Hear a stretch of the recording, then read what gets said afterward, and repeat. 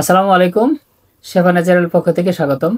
যারা আমাদের পেজটি ফলো করতেছেন, আমরা আমাদের পেজে বিভিন্ন সময় বিভিন্ন স্বাস্থ্য টিপস এবং বিভিন্ন ধরনের ব্যায়াম সংক্রান্ত বা ঘরোয়া উপায়ে কীভাবে আমরা রোগবালাই থেকে রক্ষা পেতে পারি, এগুলো নিয়ে আমরা নিয়মিত আলোচনা করছি। যারা আমাদের পেজকে ফলো করতে চান, আমাদের পেজটি আপনারা সাবস্ক্রাইব করে রাখতে পারেন। আজকে আমরা আলোচনা করতে চাচ্ছি হাঁটা নিয়ে। আসলে কিভাবে হাঁটলে ব্যায়াম হবে আর কিভাবে হাঁটলে আসলে ব্যায়াম না। সর্বোপরি একটা কথা হলো, হাঁটা হাঁটাই, এর বিকল্প নাই। আপনি যদি হাঁটতে পারেন সেটা স্বাস্থ্যের জন্য খুবই ভালো। এখন হাঁটার মাধ্যমেও আমরা ব্যায়াম করতে পারি। সেটি হলো, আপনি যখন হাঁটবেন, এই হাঁটাটার আপনার গতি বাড়িয়ে দিবেন। আপনি আপনার সর্বোচ্চ যে গতিতে হাঁটতে পারেন ওই হাঁটাটা হাঁটবেন, তাহলে আপনার এই হাঁটা ব্যায়ামে পরিণত হয়ে যাবে। তাছাড়া যারা একটু বয়স্ক, তারা হয়তো তার অত গতিতে হাঁটতে পারবে না, তবু তাদেরও চেষ্টা করতে হবে তার যে সর্বোচ্চ হাঁটার গতি আছে সেটি দিয়ে হাঁটতে। আর সকালবেলা আমরা অনেকেই হাঁটি, এই হাঁটাটা এমনভাবে হাঁটতে হবে যতক্ষণ পর্যন্ত আপনার শরীর না ঘামাবে ততক্ষণ পর্যন্ত হাঁটতে হবে, তাহলেই সেটি ব্যায়াম।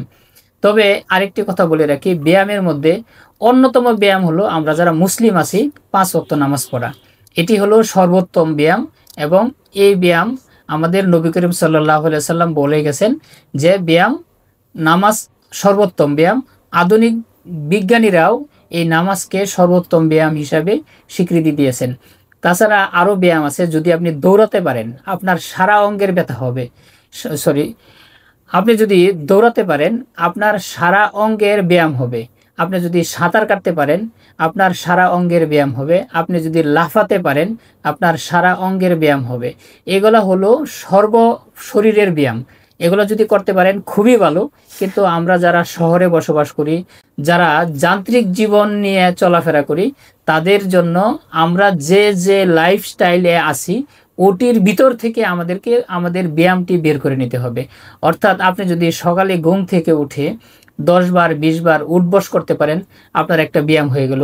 আপনি অফিসে যাওয়ার রাস্তায় যে রাস্তাটুকু আপনার রিক্সায় চলাফেরা করেন, এটুকু যদি আপনি হাঁটার ভিতরে নিয়ে আসতে পারেন এবং ওটুকু যদি আপনি নিয়মিত হাঁটেন, হয়তোবা সকালে যাওয়ার সময় কিংবা বিকালে অফিস থেকে ফেরার পথে যদি আপনি ওই রিক্সার রাস্তাটুকু হাঁটতে পারেন এবং ওইভাবে হাঁটতে পারেন যে আমি ব্যায়াম করব, সর্বোচ্চ গতি নিয়ে হাঁটতে পারেন, তাহলে আপনার একটি সুন্দর ব্যায়াম হয়ে যাবে এবং আপনার শরীরের সাথে এটি মানানসই হয়ে যাবে। এরকম যদি আমরা প্রতিনিয়ত আমাদের কাজগুলো ব্যায়ামের ভিতরে নিয়ে আসতে পারি, তাহলে আমাদের এই অভ্যাসগুলো আমাদের স্বাস্থ্য রক্ষার জন্য একটি আদর্শ জীবনযাপন হয়ে উঠবে। এরকম সুন্দর সুন্দর টপিক পেতে আমাদের পেজের সঙ্গে থাকুন। ধন্যবাদ।